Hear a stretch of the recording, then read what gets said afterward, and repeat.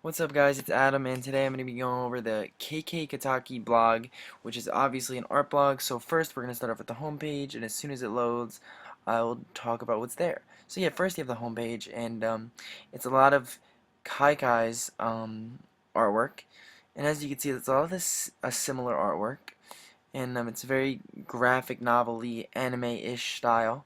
It's pretty cool. I'm not really too familiar with the artwork, but I like it. So some of the good things I noticed about this blog, and especially the homepage, it's very simple. It's very easy to navigate. You could find your way around it pretty easily. And for someone like me who doesn't really understand, I'm not really familiar with art blogs, so this is very easy. And everything is right here at the navigation bar up at the top. You go to the gallery. You could and that's where you see all of Kaikai's different kinds of work, like freelance work, personal work, Guide Wars 2 work, Guide Wars 1 work. You could also go to the About Me section, and I think this is set up really nicely. There's a bio of Kaikai, and it's written in third person, so somebody else is writing about Kaikai. Even if they were writing about themselves, I think it's cool that they have it look like somebody's writing about them. It makes them seem more important. I think that's a good idea. They have their email right there, their experience, their publication and awards. So anything you really need to know about them, if you want to maybe get in contact with Kaikai to do a project for you or do some sort of art for you, everything's right here. You can see that Kaikai's done a lot of work with video games and a lot of digital artwork, which is really interesting and cool. And also you could find Kaikai's Tumblr. You just click right there and it goes right to their Tumblr. And the prints. Kaikai's prints are all right here, and you can see about purchasing one and things like that, which is really cool. Alright, so I'm going to go over some of the good things about the blog and some of the things I think that might need a little bit of work. Like I said before, it's very simple, very easy on the eyes. Everything's easy to find, or it's easy to navigate around the blog. The About Me tells us a lot about Kaikai and shows what this particular artist has done. Um, the heads of the gallery are really appealing, which I thought was pretty smart to set it on their blog this way, because look at the heads of the gallery. They're very appealing, and they're probably some of Kaikai's best work. And there's no clusters, no overdoing it. Nothing's thrown at you or just shoved in your face. And there's not artwork all over the screen at one time. You know, it's spaced out nicely. Even the homepage is spaced out nicely. And now some things I think that Kaikai could work on with the blog is that I think it'd be cool to have some pictures of the artist around here. The only pictures of the artist were on the print page, and it's a black and white photo, so you can't really understand what they look like. It's cool to put a face to the art and see like who's behind all these cool digital drawings or things like that.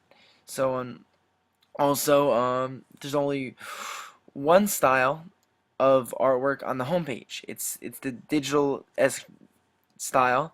And I think for someone who might be interested in a different kind of style, if let's say Kaikai does some kind of mural or different kind of drawing, put that on the homepage too to spice it up a little bit, change it up a little bit, and make it easier for new types of people or different types of interests. And maybe like let's say somebody likes something different, they'll be attracted to that more. So yeah, and also I think the title that just says up here Kaikai Kataki, it's very simple, yet it's a little bland. It could use a little bit more. You know, I think maybe some kind of different style, different font would have worked a little bit better here, and made it a little more. It would have popped out a little more. And also, I think it'd be cool to have music in the background. As you can tell, my volume's all the way up. There's no music. I think it'd be cool to attract a different kind of audience if they have music. You know, I don't know. It'd just be soothing. If I'm exploring a blog and there's music, I think I'd like it better. And yeah, a little bit more customization. I think that a little more of Kaikai's like represents who they are, and I know maybe they're a simple person, but it'd be cool to throw something different in there.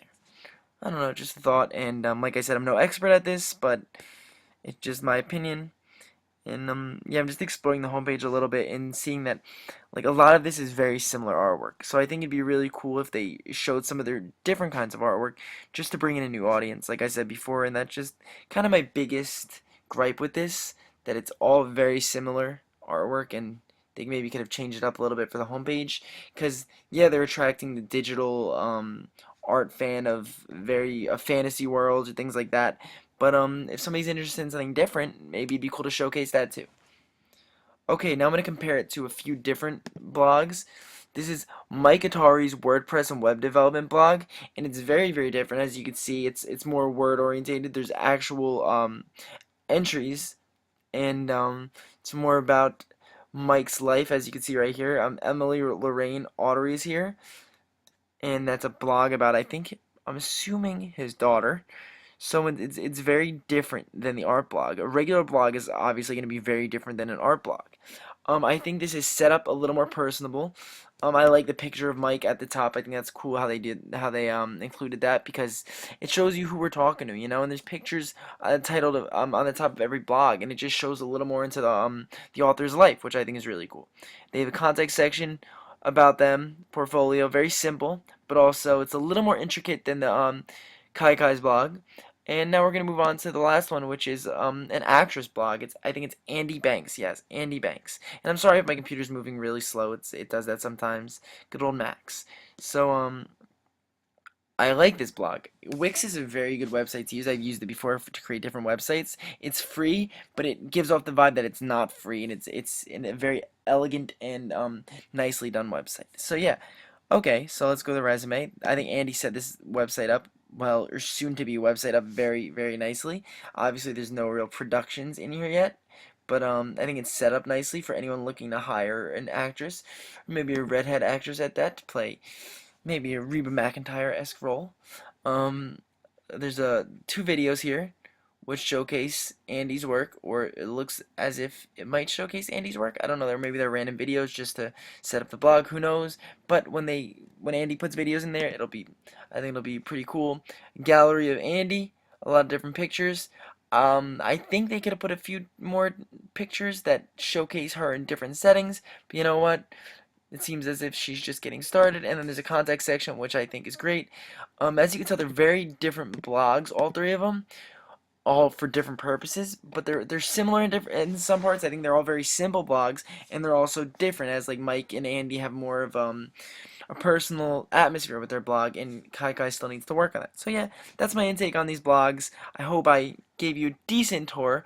I know not everything is very professional, as this is not my particular field of work, but I did my best, and I hope you enjoy, and hope it didn't suck that bad. Alright, thanks for listening, guys, and if you stayed for the 7 minutes 36 seconds, I appreciate you, and I kind of love you. Thank you, and hope you enjoy.